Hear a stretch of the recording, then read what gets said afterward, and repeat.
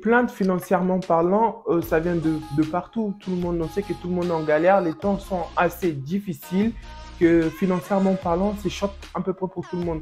Mais quand ça vient des chrétiens, nous, en tant que chrétiens, nous, en tant que croyants, nous devons mettre tout le temps notre vie en question parce que rien n'arrive par hasard. OK?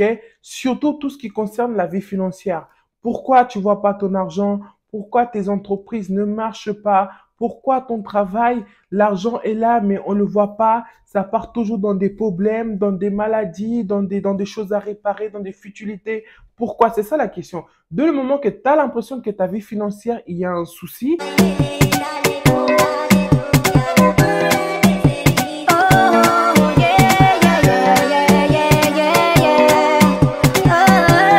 finalement, je suis arrivé à ce stade-là et j'ai vu certains ne pas trouver la réponse en fait. Moi, je suis là, j'ai pris tous les dimanches après les cultes, je donne mon offrande, je comprends pas. Et quand tu me dis, je dois remettre ma vie financière en question, je vois pas de quoi tu parles. Je sais épargner, je sais mettre de l'argent de côté, je sais. Mais il y a un petit détail qu'on oublie souvent. Il y a des choses qu'on doit prendre à cœur et on doit noter ça quelque part et le faire tous les mois. J'ai une question à vous poser et j'espère que vous allez me répondre. Est-ce que vous pourrez me dire c'est quoi la différence entre le dîme, l'offrande, l'action de grâce, l'action de grâce et la bonne sémence? Moi, c'est les 4 points qui m'ont tenu à cœur. Vous savez, tous les chrétiens, même tout ce qui est religion, l'offrande, tout le monde le donne. À quel but? Bon, chacun a son explication. Je donne pour telle raison, je le fais pour telle raison. Mais pour les 3 autres, la bonne sémence, le dîme et la bonne action, vous le faites ou pas? Donc, peut-être on va commencer de trouver le pourquoi votre vie financière est toujours... Parce que la Bible nous dit, l'homme mangera de sa bonne sémence. L'homme mangera de ce qu'il aurait sémé. Dieu, quand il a fini de tout créer, il a mis Adam. Et Adam, qu'est-ce qu'il a fait?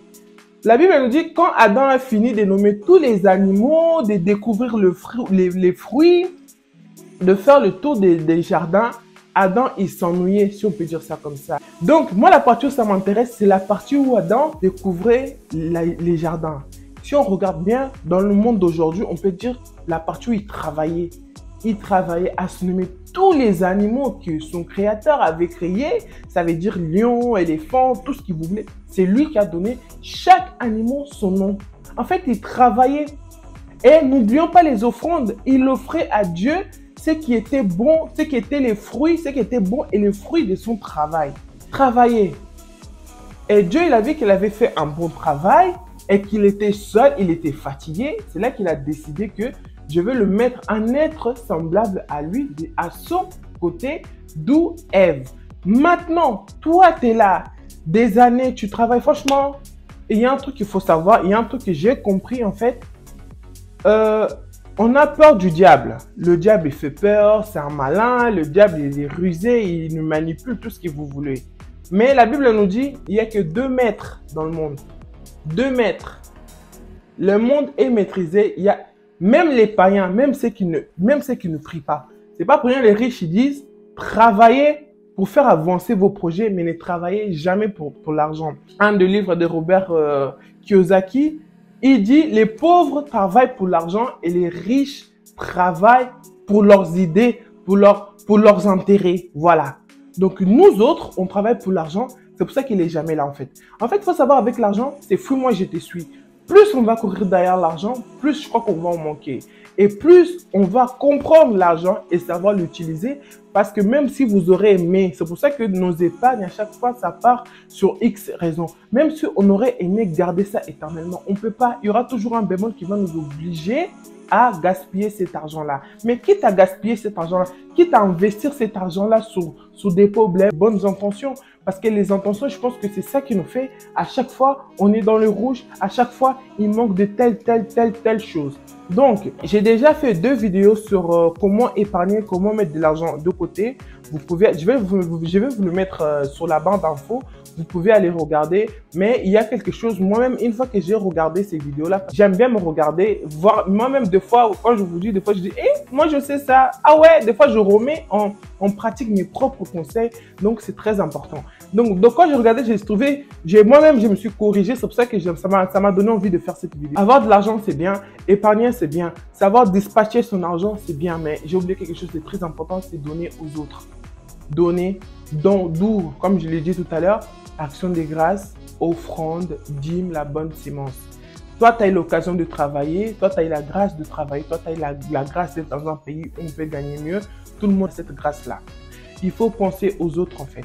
Il faut penser aux autres. En fait, aider, il faut vraiment aider. Aider votre église. Demandez. Parce que Dieu a dit, quand il te donne, ce n'est pas le même somme qu'il t'a donné qu'il veut que tu le reviennes. Même 50, il te donne en espérant, parce qu'il t'a donné la sagesse et la maturité.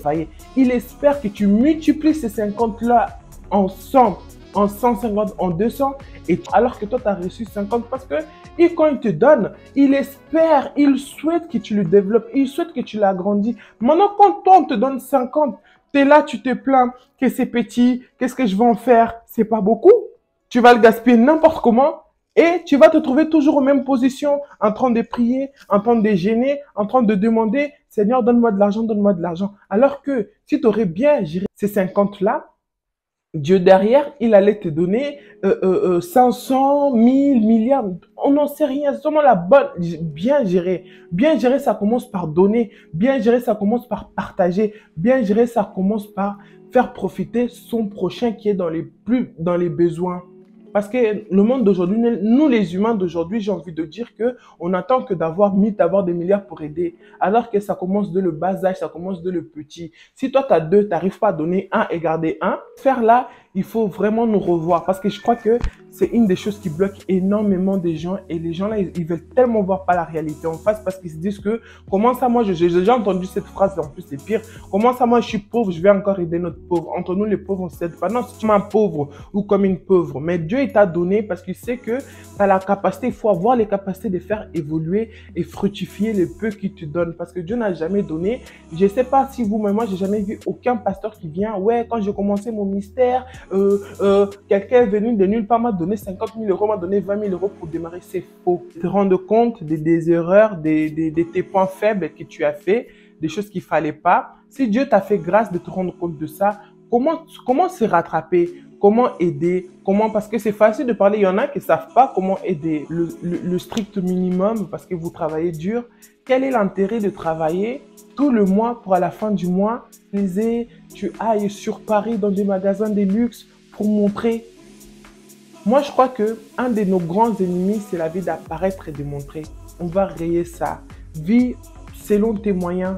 Ne vis pas au-dessous de tes moyens parce que ça ne paye pas. Mais on va acheter des choses, des sacs Gucci, des voyages et tout, auxquels on a tout sacrifié pour vivre cette vie-là. Mais après, c'est bien de prendre du temps pour soi, c'est bien de profiter de la vie, mais est-ce que ça vaut la peine de profiter et derrière être dans le rouge? Même si ce n'est pas des voyages, mais vous achetez un sac en sachant que quand vous achetez quelque chose de luxe pour montrer que c'est authentique, c'est vrai, je suis d'accord, mais vous savez, dès le moment que le sac, l'objet quitte Gucci, quitte Chanel, quitte le magasin, là, tout ce que vous voulez, elle perd sa valeur. Jamais vous allez acheter un sac Chanel à 30 000 euros et vous revendre en 30 000 euros. Jamais. Vous l'achetez à 30 000, vous allez peut-être le vendre en 10 000, 15 000. Est-ce que ça vaut vraiment le but? Quand tu apprends à vivre selon tes moyens, ça va te donner des idées. Du coup, l'argent là où tu aurais peut-être allé gaspiller déjà, ça va te permettre de payer tes factures, de bien être dans ta vie, dans la société, avec l'État. Et du coup, tu auras un surplus de cet argent que d'habitude, tu vas gaspiller n'importe quoi. Du coup, avec ton surplus, c'est là que tu dois maintenant faire preuve de créativité pour multiplier son argent, investir, créer. Il y a plein, à jour d'aujourd'hui, vous pouvez même dire, je ne sais pas comment investir 100 euros, 200 euros. Il y a plein de vidéos, il y a plein d'idées sur Internet. Donnez-vous seulement de moyens parce que quand vous avez la volonté, je vous assure, vous allez trouver. Quand vous vivez vraiment selon votre moyen, du coup, vous évitez de gaspiller l'argent n'importe comment. Quand vous évitez de gaspiller l'argent n'importe comment, faites attention. Peut-être vous n'êtes pas au courant, on a tous fait ça. Moi, il n'y a pas très longtemps, ça m'a rattrapé et je ne vous cache pas, ça m'a mis par terre. Les dettes de l'État. L'État, moi je l'ai déjà dit, hein, c'est un truc vraiment, vraiment trop sombre, tu vois. Évitez d'avoir les dettes au niveau de l'État. Trésorerie, cantine, les amendes, les factures. avec la banque, évitez d'avoir les dettes avec l'État. Parce que vous ignorez souvent on a tendance à ignorer ces dettes-là, mais ces dettes-là, ils sont là. C'est quand on va oublier, on va se carrer. Dans mon cas, c'était le permis. Avant que j'ai mon permis, souvent, je ne vais pas le cacher, ça m'est arrivé de monter et ne pas payer mon transport de train parce que j'allais rater le train, parce que j'étais pressé. Et une fois à l'intérieur du train, j'ai oublié, ou la mauvaise foi, qu'est-ce que j'en sais, j'étais jeune, j'étais stupide. Je peux donner toutes les excuses que je veux. Pendant, il y avait les contrôleurs. C'est arrivé au moins au bout de 3-4 fois. Moi, j'ai oublié. Entre-temps, j'ai passé mon permis, j'ai eu mon permis. Dieu merci, je suis devenu permifié, j'ai eu ma voiture et tout. J'ai arrêté ces histoires de train. Tout ça, ça s'est passé en 2000, je sais pas, 2015, 2014, 2013. Et moi, j'ai oublié. Et dites-vous, les amendes en question m'ont rattrapé en 2022. Pas seulement ça m'a rattrapé, et ils m'ont fait un saisie.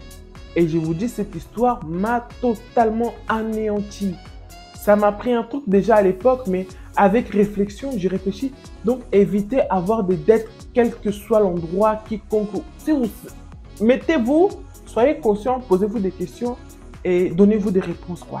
Et dans les doutes, allez demander à votre trésorerie, allez demander dans votre ville. Donc, évitez d'avoir les dettes. Je ne sais pas comment je vais vous dire, les amendes non payées, parce que ça suit et ça ruine. Quand ça vous attrape, ça vous ruine. Donc, évitez d'avoir des dettes au niveau de l'État, même au niveau des gens. Au niveau des gens, là, c'est une autre chose, parce que si vous devez quelqu'un, la personne, elle va vous chouer, elle va faire une misère. Donc, déjà, au niveau de l'État, je trouve même que c'est plus important que de voir quelqu'un, parce que l'État, lui, il peut faire un saisie dans ton compte, chose que nous, les chrétiens, ça peut nous donner envie d'utiliser ces fameuses phrases. Ma vie n'avance pas. Pourquoi je crois en Dieu? Pourquoi Dieu bénit? Pourquoi Dieu, c'est lui le maître de la richesse, de l'or et de l'argent, et moi, j'en ai pas. Tout est OK pour vous. J'ai mis tout au carré, tous ces points-là que je vous ai parlé auparavant. Pour toi, c'est bien. Beaucoup des gens, beaucoup des enfants, surtout en Afrique, ont fait des études payées par des proches, par des connaissances de leurs parents.